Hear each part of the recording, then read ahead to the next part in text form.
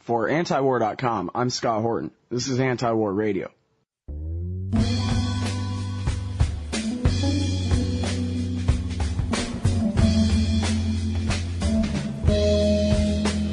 Anthony Gregory's here. He writes at the Independent Institute, independent.org, where he is researched something or other. He also writes at LouRockwell.com, the Future Freedom Foundation, and is the editor-in-chief at the Campaign for Liberty. Welcome back to the show, Anthony. How's it going, kid?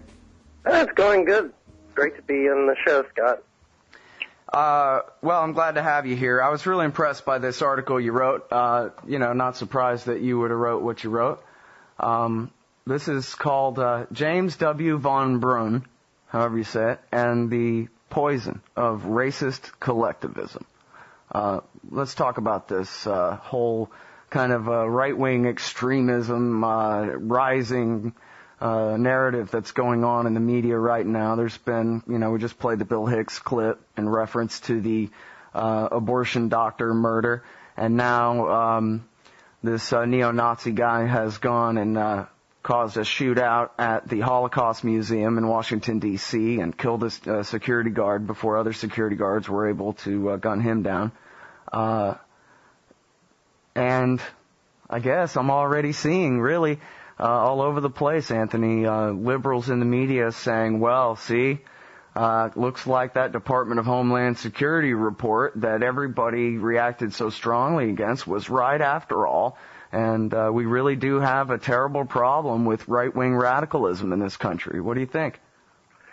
Well, I think, first of all, the thing is, they say that the critics of that report were wrong all along. But the criticism of the report wasn't that people like neo-Nazi criminals and, murderous bigots and people like that aren't a problem. The problem with the report was that it conflated a lot of different people. It used a very broad brush to paint a picture of the so-called extremist right wing, which included, domestic terrorists and bigots and killers, with people who hold political opinions about government, including a lot of opinions about being anti-government or being opposed to the Federal Reserve or being opposed to gun control, none of which are compatible with the type of, terrorism or violent crime that we saw yesterday, none of which are comparable or compatible with Nazi ideology, certainly. And I wanted to point out that, to the extent that we can look at someone's views and say they have something to do with Nazism, being against the government is diametrically opposed to being a Nazi. I mean, Nazism is about the total state, and it's about a racist collectivism that puts racial groups above individuals. And we, as lovers of liberty, as libertarians, or, a lot of our kind of close fellow travelers who aren't fully libertarians but are pretty good and, constitutionalists, this ideology that we favor is the opposite of looking at people in terms of groups. We look at people instead in terms of individuals. Mm-hmm. Well, the state doesn't. That's the whole thing. This wasn't just a report by the Southern Poverty Law Center, although I'm sure they had something to do with it, but it was a report by the new federal police force, the Homeland Security, and it was saying that, if somebody has anti-Federal Reserve propaganda on the back of their truck, that means, I guess, perhaps that they ought to be investigated. And Anthony, didn't they just have a thing where, maybe 6 or 8 months ago, the court ruled, and then the FBI put out new guidelines that it's perfectly okay for them to just start fishing expeditions now, that rather than solving crimes and prosecuting for crimes, that now it's okay for them to focus on people and try to find things that people are doing illegal here. I mean, this is really a recipe for disaster, it looks like. Well, it's another form of collectivism. That's the irony. The DHS report, on an intellectual level at least, has a lot of the same problems in analysis that we see in racism. Because instead of differentiating one individual from another and recognizing that there are more differences between individuals than there are between groups probably, the DHS report casts a very wide net, including, everyone from people who oppose federal police power because they support the dignity and rights of the individual, to people who, if they do happen to disagree with the U.S. government, it's not because they have any principled objection to government or monetary socialism. I mean, of course, Hitler was not really against central banking. He was not against gun control. So I'm not saying that there aren't unsavory elements out there who think that they might agree with us on one or 2 points about the government. I mean, what they say about a broken clock, but these people are certainly, their ideology, to the extent that they do embrace Nazism or violent racist collectivism, they're completely incompatible. They're at the opposite end of the spectrum. And I didn't really want to, get into political discussion about this when I first heard about it. I just thought, wow, what an atrocity, what a terrible crime, and this is horrible, and this is a time to reflect not just on, violent crime, but indeed it's a time to reflect on the fact that there are still people. Thankfully, it's very isolated, it's very rare, but there are people who are willing to commit vicious attacks on people for racist reasons. And yet, I noticed yesterday that so much of the left blogosphere was jumping on it as an excuse to bolster the Department of Homeland Security, which is very ironic given that this, agency, this big government agency created by Bush and that started the work on this report under Bush, that they're going to support this kind of ideological profiling. Oh, well, that just proves how credible the report is, that it was even the Bush administration admits that all this is true about these right-wingers. Well, yeah, and Bush said, but what did Bush say about the left-wingers? I mean, under Bush, anti-war activists, ACLU types, anti-war Christians, leftists, normal Muslims, all these, peaceful groups of people were lumped together rhetorically and in terms of policy, in terms of surveillance, in terms of no-fly lists. We saw abuses of this sort of ideological profiling under Bush against the left and then toward the end against the right, apparently. And we're seeing it under Obama, but the problem is that, a lot of the right-wing talking heads, they're not exactly addressing this very sensibly and dispassionately either. No, you don't say. Well, I think that I understand that conservatives, mainstream conservatives, who I think unfortunately do, just like most mainstream liberals, they do actually embrace all too many tenets of fascism. I wouldn't compare them to the Nazis, but they embrace some policies that I would consider totalitarian. But instead of noticing how similar they are, or at least the two political parties are, they want to look at everything in terms of left and right. So you see people today saying, well, Hitler was a leftist, and Obama encourages anti-Semitism.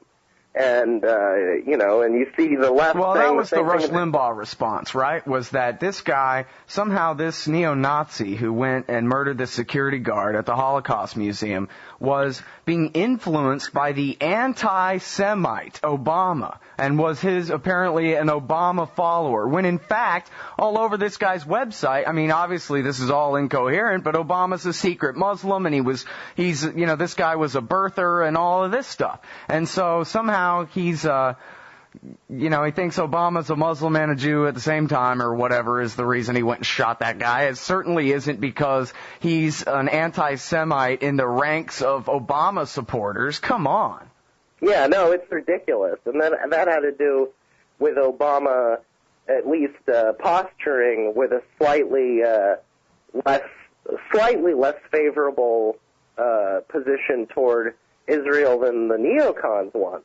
But, this just shows the limits of the left-right thing, and it shows the limit, the inability of people to decipher one thing from another, which again is the core problem, at least on an intellectual level, with racism. Well, yeah, this is what Eric Garris always says. Eric Garris, the founder and director of antiwar.com, always says, you've got to learn to discriminate. Well, yes, in that the problem with racists is they don't discriminate one person from another. They just see skin color. Exactly. And, you know, a lot of people similarly, whether it was under Bush, where much of the right wing was like this, or under Obama, where much of the left was like this, where if someone opposes the government, they must be on the other side. You know, if someone opposed Bush, they must be sympathetic to Islamofascism, and if someone opposes Obama, they must be sympathetic to Nazism, or at least there's a real concern there. Of course, in reality, I mean, you can oppose Islamist totalitarianism and Nazism and Obama and Bush, maybe not in the exact same ways, but for similar reasons, because they all represent ideologies that, to one extent or another, dehumanize the individual and by central power. I guess in the case of Islamist totalitarianism, there's definitely the religious element rather than the secular statist element. But the point is, they all ignore the dignity and the rights of the individual. And of course, this murderer yesterday certainly wasn't respecting the rights of people. And to say that there's a continuum between libertarianism and fascism, it's problematic to say that's the right wing. But under Bush, it was similar. You know, a lot of you remember how we're libertarians. Our views haven't really changed that much in terms of our political philosophy, but we were thrown together with, normal leftists as well as extreme leftists, as well as, people who so-called hate America. Yeah, in fact, even U.S. Army intelligence called me an extreme left liberal. Yeah, right. See? There's a perfect example. And I recall being called a socialist and a leftist and a Democrat. Well, now, here's the thing, too. Let me get into this, because I saw Rachel Maddow on the show, and, there's a lot of things I like about her. She probably is my favorite person in the media, but then again, it's probably a good thing I don't have long hair anymore, because I'd be pulling it out a lot of the time, too.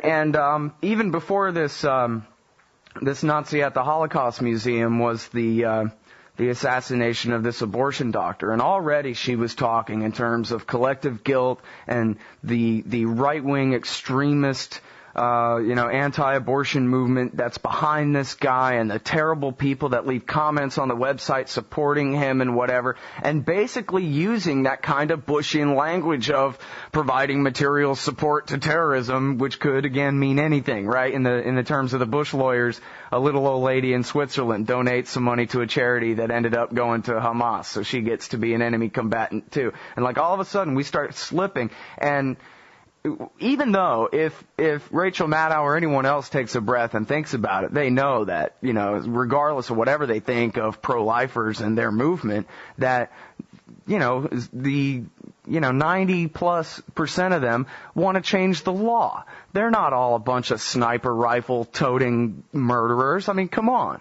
And yet somehow, one of them, if you can even call it that, a person who has the same issues as them, murders a guy, and now all of a sudden the movement of, their movement itself is somehow criminal. And the thing is, this is at the same time that you have this guy who murdered an army recruiter and wounded another because he was anti-war.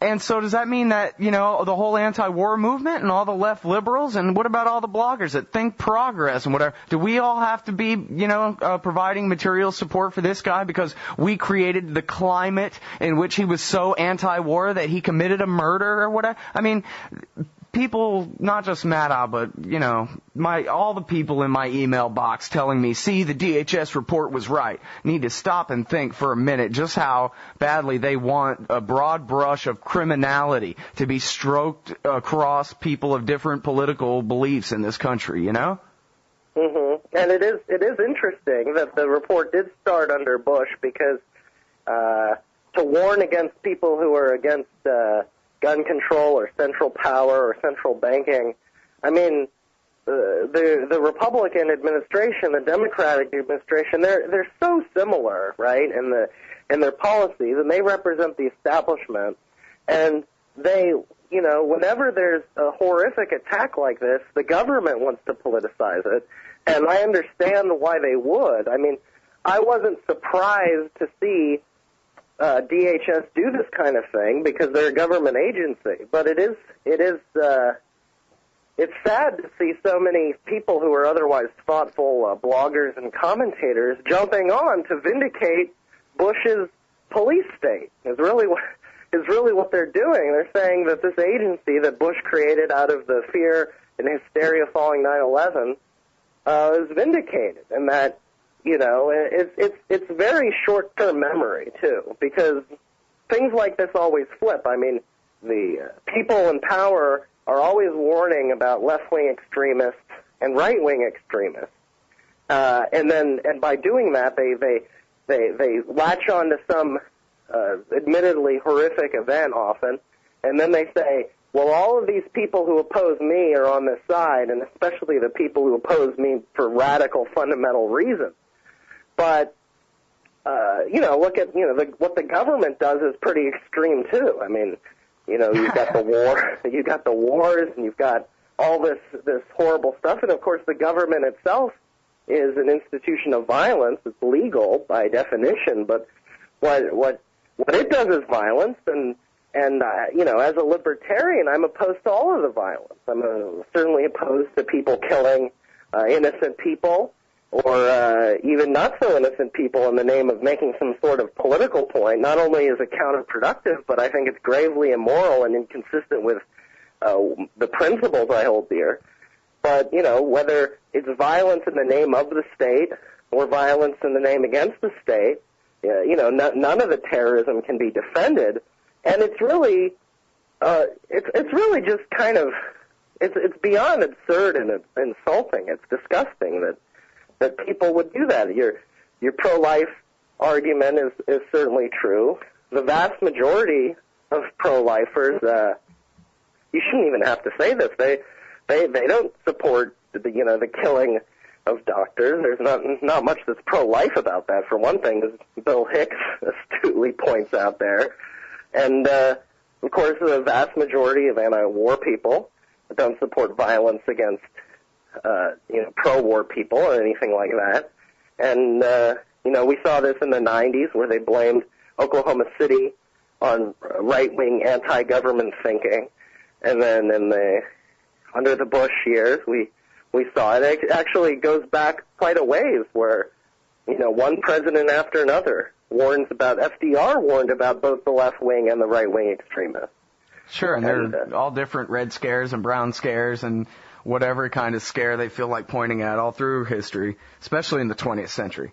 There's always foreign enemies to fight. That means that anybody who's opposed to that is a domestic enemy as well. You're providing aid and comfort to the enemy, and so forth. And, it really does seem to me it's only just the very beginning, but I'm already feeling that whole 1990s thing. I mean, to hear the words anti-government flow off the tongue of Rachel Maddow in a sense that, to be opposed to government is to be in a violent conspiracy of sedition and danger against the people. Like, that's kind of the whole mindset. And I'm thinking, well, geez, H.L. Mencken said that government must, by its very essence, make war upon liberty.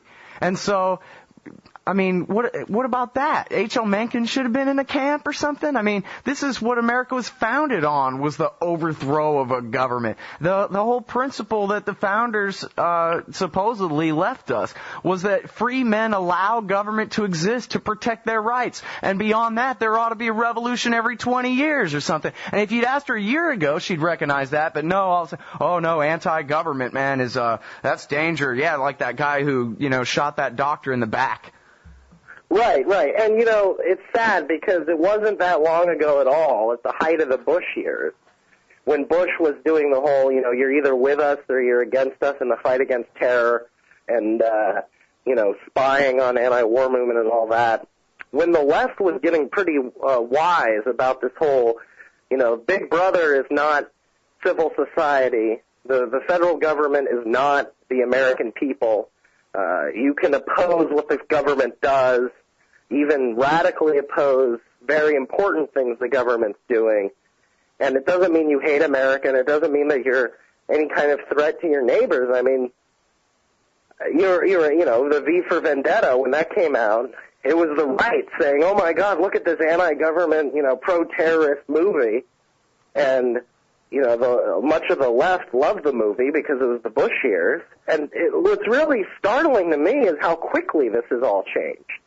I would have figured it would take a year or so into Obama to see the two sides, again, I don't want to be collectivist myself, but, the so-called left and the so-called right, just posture so opposite to what they've been doing. But there you have it. I mean, it's just the problem with the problem when we chime in, principled proponents of liberty, when we chime in on these questions of left-wingers attacking right-wingers and right-wingers attacking left-wingers on questions of hypocrisy, is that both sides are usually right about the other side being hypocritical. Well, see, I used to think that was really right, but you think about it nowadays, and I mean, I guess it depends whether, which people representing the so-called sides you're talking about, but more and more I've been thinking of that Bill Moyers statement where he said, in my lifetime, I've seen it change so that the delusional is no longer marginal. And so now, well, for example, look at the McCain campaign last year. Everybody who listens to this shows know I hate Barack Obama's guts. I think he should be impeached and removed and put on trial for war crimes yesterday. Everybody knows that. However, the entire McCain campaign, right-wing, messaging, narrative building, whatever the hell you call it last year, was that Obama's the secret Muslim, that he's also a left-wing Christian and maybe a secret Jew, and he was born somewhere else, and he's, some kind of like Marxist revolutionary who's going to, to be anything but a front man for Goldman Sachs, just like the last 5 presidents before him. Give me a break. I mean, this guy is an imperialist, he's a nationalist, and he's inherited Bush's wars with gusto. And yet we're supposed to believe, and the whole right wing, many, many people on the so-called right in this country believe, they don't oppose Obama for things that are actually bad about him. They live in a fantasy world where, I mean, hell, Anthony, if you really thought that Barack Obama was a secret agent of Osama bin Laden who'd somehow taken over our government, you might grab a rifle too, These people are out of their freaking minds, man. Yeah, I agree that's true of most of them. I think that a number of people on the right have some good critiques of Obama's domestic policy, and to their credit, as inconsistent as their principles are internally, just like there are some people on the left that at least apply their inconsistent principles to both parties somewhat consistently. I mean, there were some people on the right who were outraged about the end of the Bush years where the bailout started, and the Republican Congress voted against their president on that. So I don't think it's fair to say that the entire right is in a total fantasy world, but much of what passes to the mainstream right and talk radio is still, fighting the old culture war, but well, and I mean, pardon me, but let me go ahead and I'll just drop one footnote about what I mean. There's an article by Daniel Lubin today about Frank Gaffney. You can find this in the viewpoints at antiwar.com. Frank Gaffney from the Center for Security Policy has an op-ed in the Washington Times going with this: Obama is a secret Muslim from some foreign land who's somehow infiltrated and taken over the American state. This is in the Washington Times. Yeah, well, I guess if that is crazy. I mean, if that were true, I guess it would prove the right-wing critique that Muslims are not for peace after all. Yeah, I guess it would. Because Obama certainly doesn't have many compunctions about slaughtering Muslims. So, But aside from all of that being absurd, it is a very big distraction. What's been disheartening to me, though, is for, close to 8 years, at least a good 6 years there, I started to think, okay, so this is how the world is. The left is very flawed in some reasoning from my perspective, but on some of these questions of the total state, and even some aspects of corporatism, but certainly on the war and civil liberties, they're so much superior to the right that that's the way to look at it. But not only has too much of the left, and I'm not talking about the really good bloggers, but just the average liberal voter, I don't think they care as much about foreign policy as they used to, and they've jumped on the pro-state bandwagon, that's for sure, and they support nationalizing everything. But I was disheartened to see a lot of people who I thought would know better trying to vindicate this DHS report and saying, look, the American police state is right to warn about the right wing. Well, and here's another thing. I want to make this point, too, man, and sorry for just editorializing all over your interview here, but the government started the fight at Ruby Ridge. The government started the fight at Waco. The actual number of right-wing extremists, and even Oklahoma, that one's certainly debatable. I guess without getting too far into that, there were FBI informants all over and prior knowledge of that attack. It could have been stopped.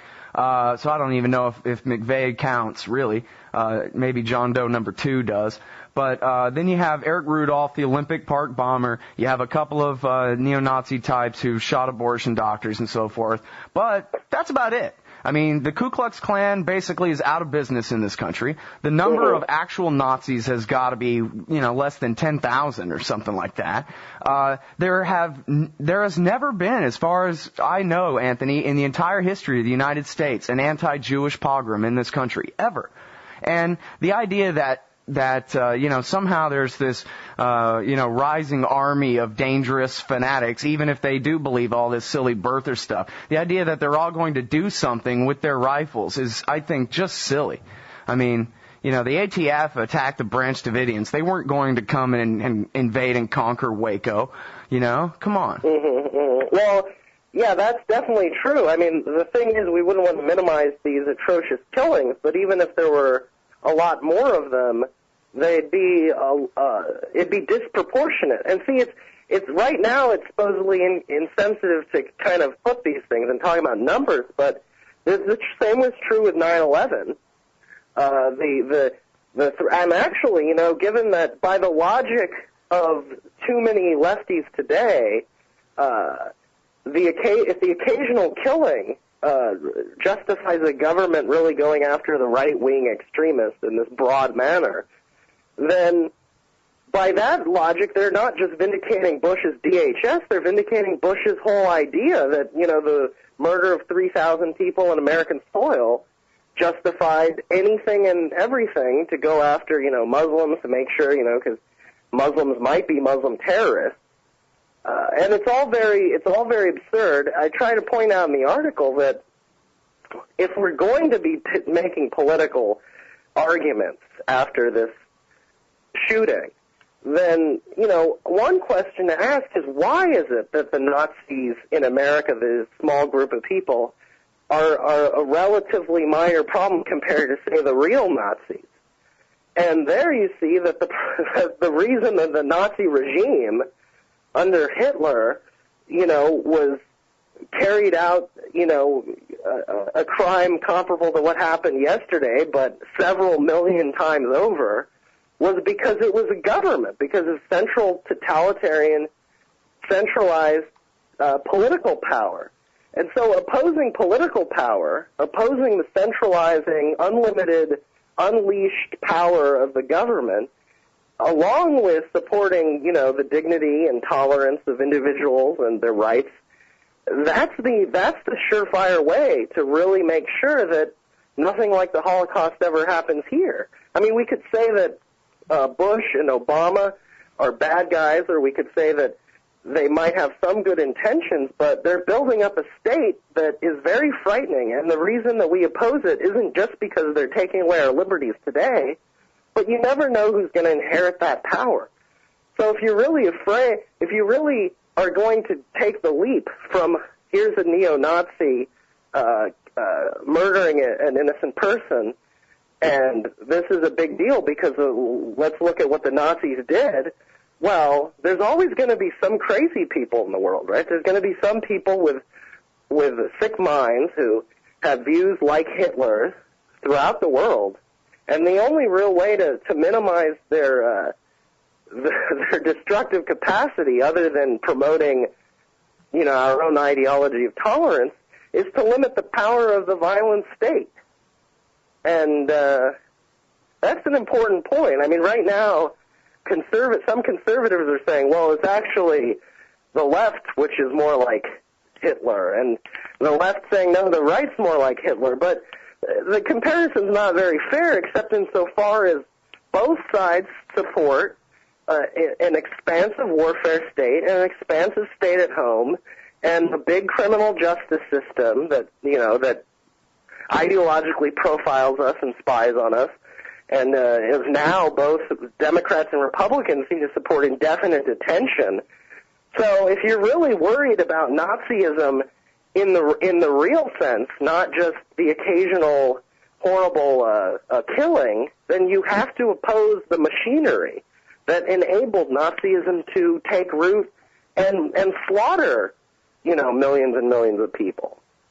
That's Anthony Gregory. He's editor-in-chief at the Campaign for Liberty. That's campaignforliberty.com. He's also a research analyst at the Independent Institute, independent.org, writes for LouRockwell.com, and is a policy advisor at the Future Freedom Foundation, FFF.org. Thanks very much for your time on the show today, kid.